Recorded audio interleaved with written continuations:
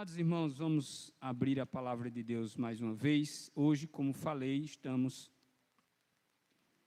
na nossa última mensagem desta série, Os Milagres de Jesus. Chegamos à 35ª mensagem desta série. E hoje, pela graça de Deus, finalizaremos. Iniciamos essa série de mensagens em outubro de 2022 e aqui em setembro de 2023 estamos encerrando. Texto de João, capítulo 21, do verso 1 ao 14. Foi o texto lido nessa noite. Mais uma vez estaremos lendo, que nos diz assim: depois disso Jesus se manifestou outra vez aos discípulos junto ao mar de Tiberíades. Foi assim que ele se manifestou. Estando juntos Simão Pedro, Tomé, chamado Dídimo, Natanael, que era de Caná da Galileia, os filhos de Zebedeu e mais 2 discípulos de Jesus. Simão Pedro disse aos outros: vou pescar. Os outros responderam: nós também vamos com você. Foram e entraram no barco, mas naquela noite não pegaram nada. Ao romper o dia, Jesus estava na praia, mas os discípulos não o reconheceram que era ele. Jesus lhes perguntou: filhos, será que vocês têm aí alguma coisa para comer? Não, eles responderam. Então Jesus disse: joguem a rede à direita do barco, vocês acharão. Assim fizeram e não podiam puxar a rede, tão grande era a quantidade de peixes. E o discípulo a quem Jesus amava disse a Pedro: é o Senhor. Simão Pedro, ouvindo que era o Senhor, cingiu-se com a sua túnica, porque tinha tirado a roupa, e lançou-se ao mar. Os outros discípulos vieram no barquinho puxando a rede com os peixes, porque estavam somente a uns 90 metros da praia. Ao saírem em terra, viram ali umas brasas com peixe por cima e também havia pão. Jesus lhes disse: tragam alguns dos peixes que vocês acabaram de pegar. Simão Pedro entrou no barco e arrastou a rede para a terra. A rede estava cheia com 153 grandes peixes. E mesmo sendo tantos peixes, a rede não se rompeu. E Jesus disse a eles: venham comer. Nenhum dos discípulos ousavam perguntar: quem é você? Porque sabiam que era Jesus. Jesus veio, pegou o pão e deu a eles. Depois fez a mesma coisa com o peixe. E esta já era a 3ª vez que Jesus se manifestava aos seus discípulos depois de ter ressuscitado dentre os mortos. Antes de mais nada, quero fazer uma correção. Domingo passado, enquanto pregava aqui, disse que o milagre que nós ouvimos na semana passada, no momento em que Jesus restaura a orelha do soldado, eu dizia que aquele milagre era o último milagre, penúltimo milagre de Jesus, antes da sua morte, e o próximo ele realizaria na cruz. Corrigindo, o próximo milagre, ou o último milagre, não foi na cruz, mas foi já depois de ressuscitado. Amém? Com isso, meus irmãos, nessa noite, dentre os milagres que Jesus fez e daqueles que estão escritos aqui, este é o último. E houve, durante o seu ministério, um outro milagre semelhante a este. Por isso que este milagre vai ser a 2ª pesca maravilhosa ou extraordinária que os discípulos fizeram depois que Jesus faz com que eles realizem uma grande pescaria. Então essa é a 2ª pescaria extraordinária que eles fizeram. por conta de mais um milagre que Jesus fez. Então, nessa noite nós vamos conhecer melhor essa história, mas também vamos buscar tirar para as nossas vidas verdades, lições que diretamente podem sim estar ligados para nós de alguma maneira e que possamos estar aplicando diretamente na nossa vida esses ensinamentos. É claro que o texto ele traz como tema principal essa obra maravilhosa que Jesus realiza, mas existem outras coisas que fazem parte desse cenário. E há todo um contexto que envolve esse acontecimento. E é exatamente o que envolve esse acontecimento que nos traz lições das quais nessa noite eu quero compartilhar com os irmãos.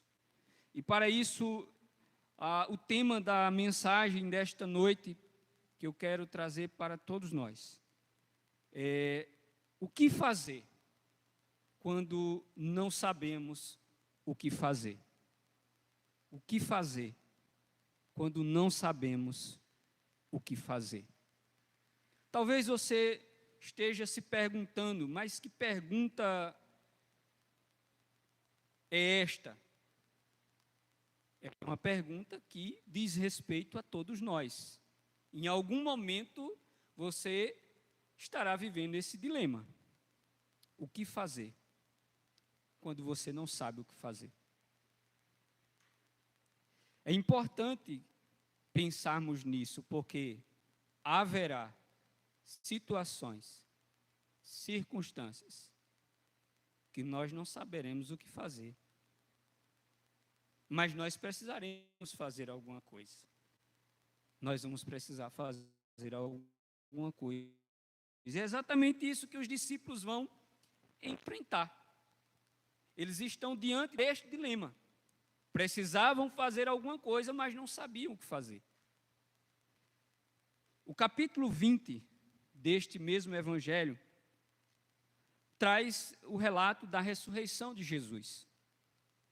E também as duas aparições de Jesus após a sua ressurreição. Então, o capítulo 20 do evangelho que João escreve relata a ressurreição de Cristo e também duas aparições de Jesus depois de ressuscitado. A primeira aparição se dá 8 dias ele ter ressuscitado. E a segunda aparição, mais 8 dias após a primeira. Ou seja, a ressurreição de Cristo se dá em um domingo, e as suas aparições, elas se dão também em um dia de domingo. E com isso, chegamos ao capítulo 21. O capítulo 21, que vai trazer, conforme nós vimos aqui no versículo de número 14. No versículo 14 diz: e esta já era a terceira vez que Jesus se manifestava aos seus discípulos, depois de ter ressuscitado dentre os mortos. Ou seja, esse relato, ali na praia, onde Jesus fará o milagre da pesca extraordinária, é a terceira vez que Jesus aparecerá aos seus discípulos depois de ressuscitado. Mas chama ainda a sua atenção para algo que está no capítulo 20, no verso 30 e 31. O evangelista João, ele escreve no final desse capítulo, dizendo assim: na verdade, Jesus fez diante dos seus discípulos muitos outros sinais que não estão escritos nesse livro. Estes, porém, foram registrados para que vocês creiam que Jesus é o Cristo, o Filho de Deus, e para que, crendo, tenham vida eterna em seu nome. Amém? Os milagres que foram escritos com um propósito. João diz claramente aqui, o Senhor fez muitos milagres que não estão escritos nesse livro. Ele fez muitos outros. Mas há 35 relatos de milagres feitos por Jesus. E todos estes 35 que foram escritos, João diz assim, estes foram registrados para que vocês creiam que Jesus é o Cristo, o Filho de Deus, e para que, crendo, tenham vida eterna em seu nome. É preciso entendermos que os milagres, eles têm um propósito. Diferentemente do que muitas vezes nós achamos que o milagre é apenas para estancar o choro de alguém, para aliviar a dor de alguém, ou para impressionar as pessoas, diferentemente disso. O propósito principal dos milagres é gerar fé nos nossos corações. É nos despertar para aquele que realiza o milagre, para que possamos reconhecer que aquele que realiza os milagres, nós precisamos crer que ele é o Filho de Deus, o nosso Salvador. E se nós crermos que ele é o nosso Salvador, que ele é o Filho de Deus, o apóstolo João nos diz que nós, através desta fé, receberemos a vida eterna. Milagres não é apenas para nos espantar. Milagres é para crer, para a salvação. E no capítulo 21, conforme nós mencionamos e lemos nessa noite, nós encontramos um relato que traz este acontecimento da inquietação no coração dos discípulos quanto às coisas que iriam acontecer. As perspectivas dos discípulos. E nós veremos, inclusive, que no final desse capítulo ainda, o Senhor, ele vai reafirmar aquilo que não estava plenamente convicto no coração dos discípulos neste dado momento, que é quando o Senhor, ele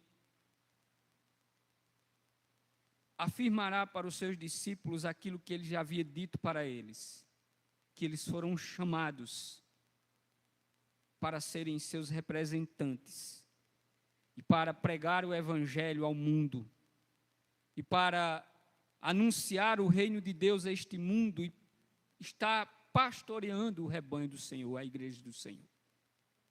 Com isso, no capítulo 21, a partir do verso 1 em diante, nós chegamos a este relato que nos mostra, nos primeiros 3 versículos, a incerteza, a dúvida, a inquietação no coração dos discípulos. Alguns dias haviam se passado depois da morte e ressurreição de Cristo, apesar de Jesus já ter aparecido a eles 2 vezes. Mas mesmo assim, havia uma inquietação, uma incerteza no coração dos discípulos quanto ao que aconteceria a partir de agora. Como as coisas seriam a partir de então. E exatamente isso, o que fazer? O que fazer quando nós não sabemos o que fazer? E aqui existe um perigo muito grande. Poderemos até acertar em uma decisão quanto ao que fazer, quando nós não estamos sabendo o que fazer. Poderemos até acertar. Mas geralmente essas decisões que nós vamos tomar, elas estarão muito, mas muito influenciadas pelas nossas emoções, pelos nossos desejos, pelos acontecimentos que estamos envolvidos. Todas estas coisas influenciarão a decisão que nós vamos tomar e correremos um grande risco de podermos tomar alguma decisão errada. Se estamos com dúvidas. E o texto nos diz que estavam ali um grupo de discípulos, de apóstolos, e eles estavam em casa pensativos. O que nós vamos fazer?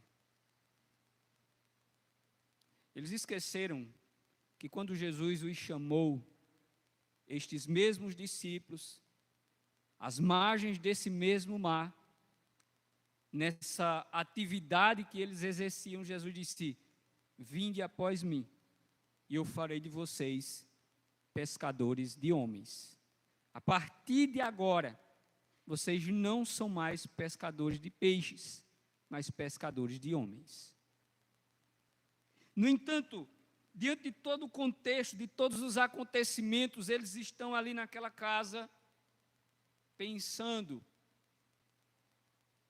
E Pedro, como sempre, protagonizando muitas histórias, ele se levanta e diz para os demais que estão ali: vou pescar. Essa a atitude de Pedro: vou pescar. Em outras palavras, o que estava acontecendo ali era: o que nós vamos fazer agora? E Pedro impulsivamente se levanta dentre eles ali e diz: vou pescar. E quando Pedro disse vou pescar, e levantou-se para pegar as redes, os outros olharam uns para os outros e disseram: nós vamos também com você. E o texto diz que todos se levantam e vão. Pegam suas redes, pegam o barco e vão pescar. Mas o Senhor não os mandou ir pescar peixes. O Senhor os mandou pescar gente, pessoas. E eles foram. Mas o texto diz que eles trabalharam a noite inteira. Você já ouviu uma frase que diz assim: hoje o mar não está para peixe. Isso significa dizer que você se esforçou, mas nada deu certo. Deu tudo errado naquele dia. Talvez essa frase foi criada a partir dessas narrativas, do fracasso dos discípulos por 2 vezes no alto mar, trabalhando a noite inteira e não conseguindo pegar um único peixe. O mar não estava para peixe.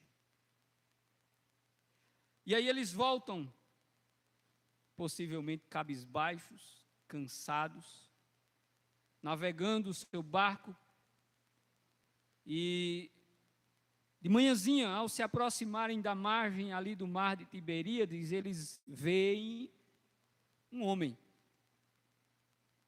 na praia. Mas existe uma fogueira e existe alguma coisa ali que, pela distância, eles não sabem do que se tratava. E aquele homem diz para eles: vocês apanharam alguma coisa?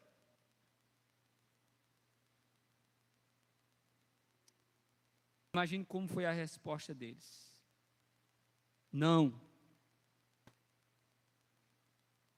Desapontados, eles dizem que não conseguiram pegar nada.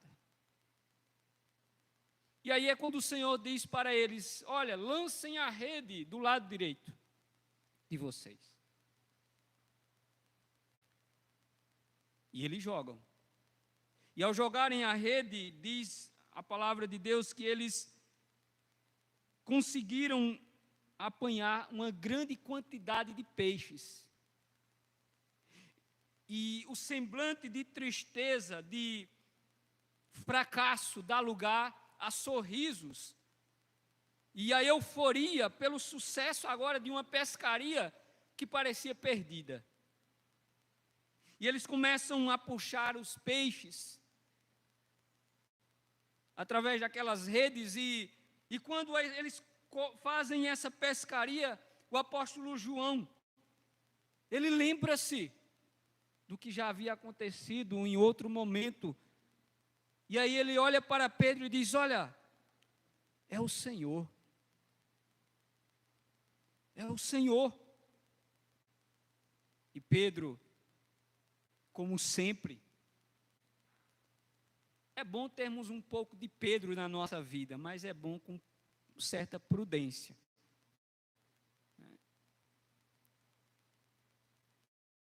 Ou seja, como sempre, ele toma a iniciativa, e diz o texto que ele vai, entra na água e vai ao encontro do Senhor, e o barco estava ainda a cerca de 90 metros da praia. E ao chegar ali, os discípulos começam a se aproximar da margem, e Jesus disse: olha, peguem alguns desses peixes que vocês pegaram.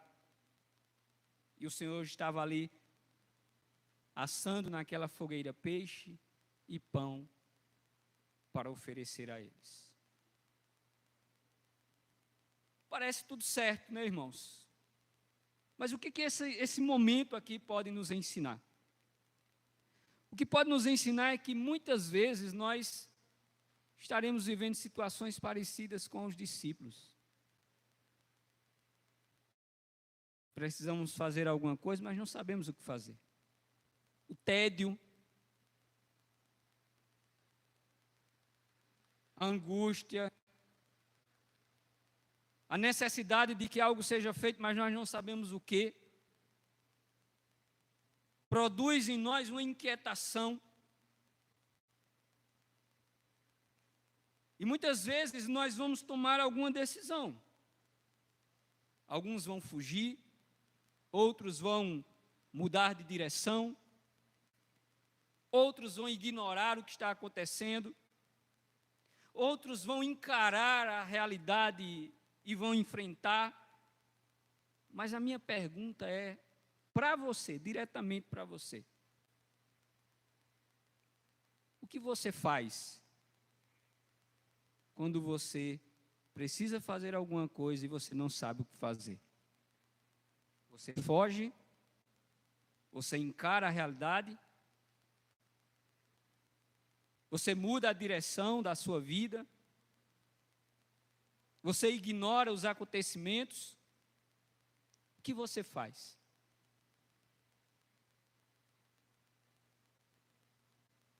Não fazer nada já é fazer alguma coisa, porque é ignorar a realidade.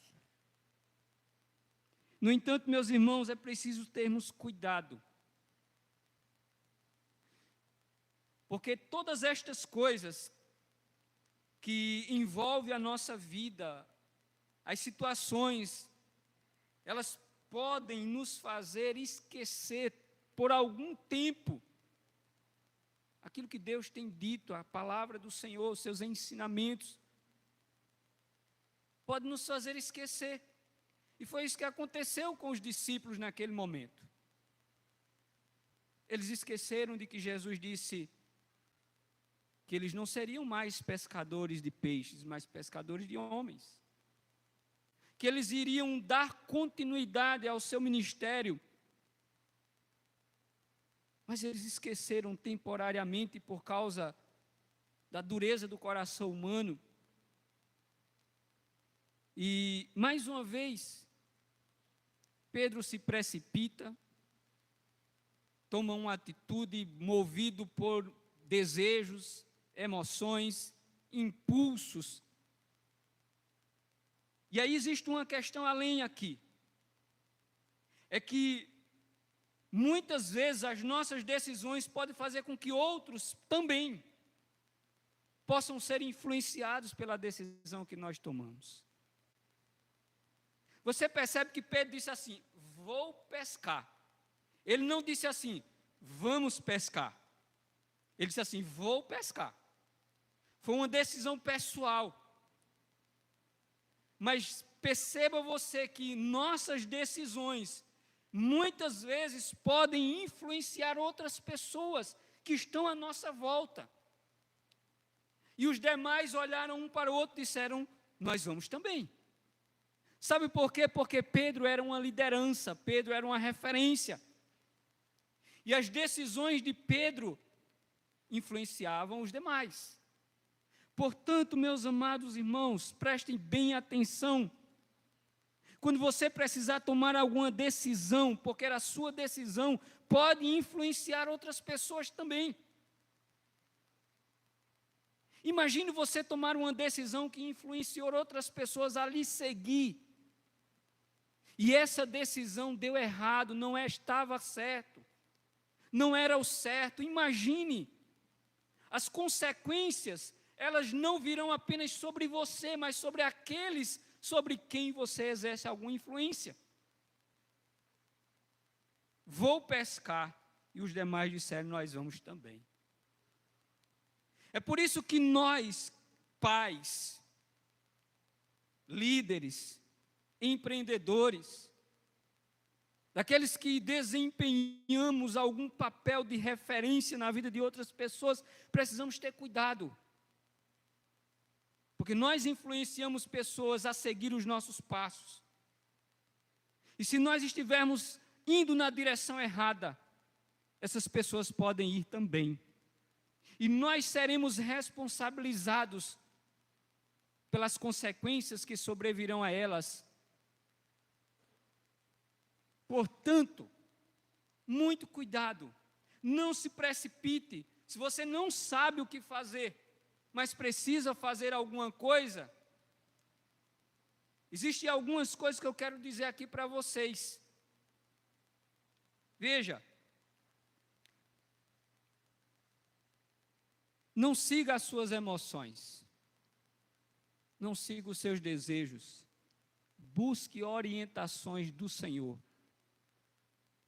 Se você não sabe o que fazer, busque a orientação do Senhor. Não siga os seus desejos, não siga o seu coração, não siga as suas emoções, busque a orientação do Senhor para isso. Se não sabe o que fazer, ore. Ore a Deus. Não se precipite, ore a Deus, busque a orientação da parte do Senhor através da palavra de Deus. Ore, leia a Bíblia e pergunte a Deus através da sua palavra o que Ele pode lhe orientar para tomar essa decisão na sua vida. Mas não tome decisões se não sabe o que fazer. Não tome. Porque Pedro tomou uma decisão que influenciou os demais. Do versículo 6 ao 7, nós observamos o relato do milagre. E milagres, meus irmãos, eles servem para nos fazer lembrar quem Deus é. Milagres servem para nos fazer lembrar quem Deus é. Veja que João disse isso. O que foi escrito é para que nós possamos crer que Jesus é o Cristo, o Filho de Deus. E quem crer no nome dele possa receber a vida eterna. Milagre serve para nos fazer lembrar quem Deus é. Não é para ficar pensando no milagre, é para pensar em Deus. Milagre é para pensar em Deus. Milagre é para nos fazer reconhecer quem Deus é. O versículo 6 e 7 do capítulo 21 diz assim: então Jesus disse: joguem a rede à direita do barco e vocês acharão. Assim fizeram e já não podiam puxar a rede, tão grande era a quantidade de peixes. E o discípulo a quem Jesus amava disse a Pedro: é o Senhor. Depois do milagre foi que eles reconheceram que era o Senhor. Milagres servem para nos fazer lembrar quem Deus é. Muitas vezes pensamos que o milagre é o mais importante. Não é. O mais importante é aquele que realiza o milagre.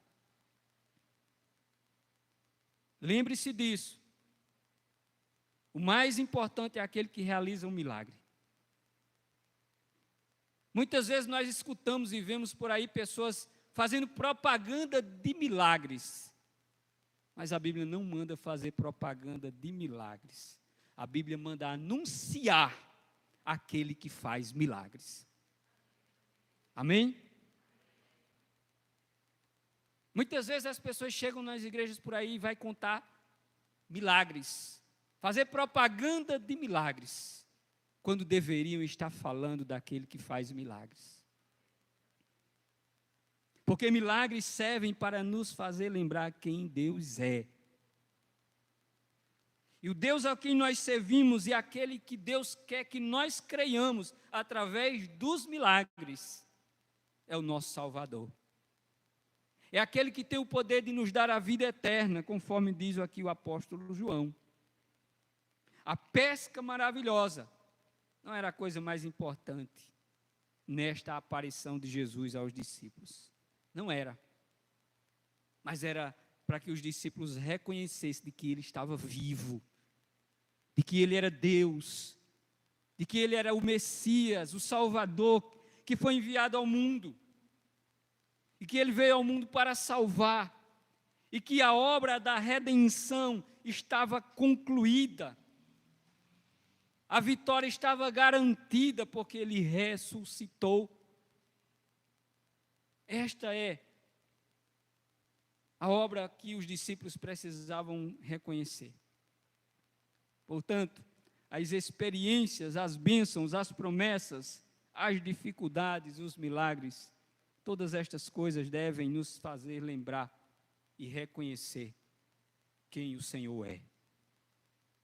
Tem uma música, bom seria que ela fosse algo que nós acreditássemos. Quando eu digo nós, não estou dizendo que não haja entre nós pessoas que creiam assim. Mas muita gente no nosso meio não crê assim. A música diz: se Deus fizer, Ele é Deus. Se Deus não fizer, também Ele é Deus. Se Deus fizer, está tudo certo. Se Deus não fizer, também está tudo certo. Será que nós pensamos assim? Será que nós realmente cremos assim? Olha, Senhor, se o Senhor fizer, está certo. Mas se o Senhor também não fizer, também está certo. Estou satisfeito do mesmo jeito.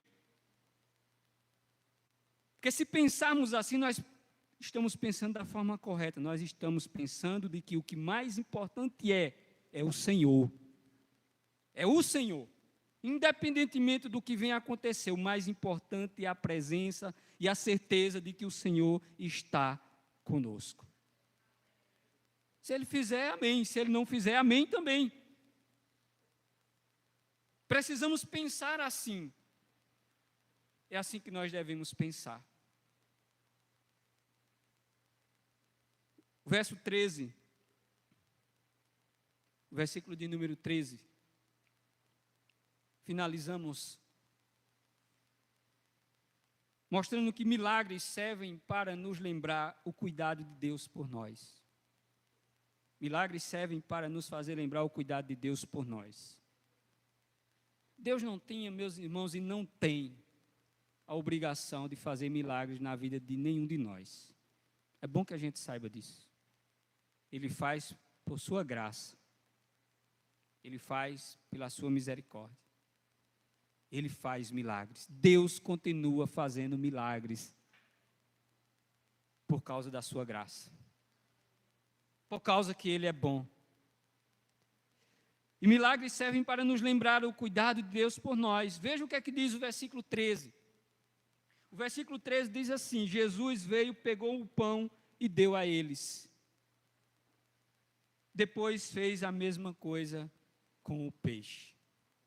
O Senhor preparou uma refeição para os seus discípulos. Os discípulos vinham exaustos, cansados, famintos.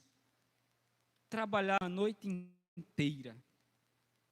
Estavam famintos, cansados, tristes, mas o Senhor já havia providenciado uma refeição para eles. Deus, meus irmãos, cuida dos seus filhos. Deus cuida do seu povo. E a providência de Deus na nossa vida é uma prova real do cuidado de Deus para conosco. O Senhor providenciou aquilo que eles necessitavam. Assim como Deus tem providenciado dia a dia, na minha vida, na sua vida, nas nossas vidas, aquilo que nós necessitamos. Ou seja, lembre-se que o milagre nos fala do cuidado de Deus para conosco. Milagres acontecem quando o mar não está para peixe. É nesse cenário, nesse contexto que os milagres acontecem, quando o mar não está para peixe, quando tudo está dando errado. Quando nós não sabemos o que fazer, é quando Deus realiza milagres na nossa vida. E Ele faz coisas grandes, meus irmãos. Deus faz grandes coisas, grandes obras na vida do seu povo. Pescas grandiosas, ressurreições extraordinárias, curas espantosas, providências que deixavam todos de boca aberta. Mas eu quero mostrar para você algo aqui nessa noite, que existe uma obra extraordinária que se sobressai a todas as outras. É a obra da salvação. O apóstolo Paulo disse na sua carta aos Filipenses: aquele que começou a boa obra em vocês, há de completá-la até a vinda do Senhor. Ou seja, não existe obra maior do que a obra da salvação na nossa vida. Não existe milagre maior do que o milagre da salvação na nossa vida. Aquele que começou a boa obra em nós, há de completá-la. Deus fez grandes coisas por nós, por isso estamos alegres. Como disse o salmista no Salmo 126, verso 2 e 3, então a nossa boca se encheu de riso e a nossa língua de canto. Então se dizia entre os gentios: grandes coisas fez o Senhor a estes, grandes coisas fez o Senhor por nós, pelas quais estamos alegres. Alegre-se, meu irmão, alegre-se, minha irmã. Alegre-se, porque grandes coisas tem feito o Senhor por nós. Alegre-se. O Senhor nos salvou, o Senhor nos perdoou, o Senhor nos libertou, o Senhor nos deu vida eterna, o Senhor nos fez fazer parte do seu povo, o Senhor nos assegura a salvação, a vida eterna, a promessa de um novo céu e de uma nova terra. O Senhor fez grandes coisas por nós. Alegre-se. Alegre-se. É isso que o salmista está dizendo. Levante sua cabeça. Você tem motivo suficiente para se alegrar, porque grandes coisas tem feito o Senhor por nós. Grandes coisas. E por isso nós estamos alegres. Amém? Deus nunca abandona os seus. Nunca. Deus nunca abandona os seus.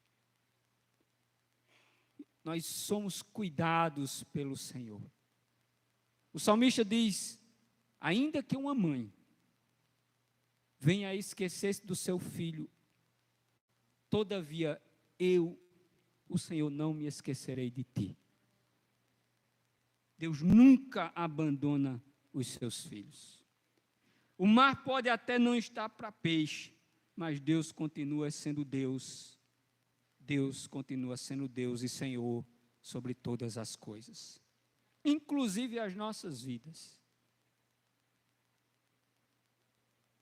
Portanto, o que fazer quando não sabemos o que fazer? Ore. Busque orientação de Deus em sua palavra. Peça ao Senhor que aponte o caminho por onde você deve andar. Se está tudo escuro, nebuloso, se existe apenas névoa e você não consegue enxergar em que direção ir, não se precipite. Pegue a palavra de Deus, pois ela é lâmpada para os nossos pés e luz para o nosso caminho. E ela nos mostrará por onde devemos ir, o que deveremos fazer, que decisões devemos tomar. Pegue a luz da palavra de Deus, para que você possa enxergar e tomar as decisões para a glória de Deus. Amém? Vamos louvar ao Senhor com os nossos irmãos. Fiquem de pé. Durante esse cântico, se você ouviu essa palavra, chegou aqui nessa noite, e essa palavra tem falado ao seu coração, não faça como Pedro, não se precipite. Se você já tiver até tomado alguma decisão errada, como Pedro tomou, a sequência desse capítulo nos mostra que Deus vai restaurar e reafirmar na vida de Pedro aquilo que ele tinha preparado para Pedro. Ele vai dizer: olha, apacenta o meu rebanho, apacenta as minhas ovelhas. Amém? Você pode fazer isso nessa noite, confessando Jesus como Senhor da sua vida, entregando sua vida.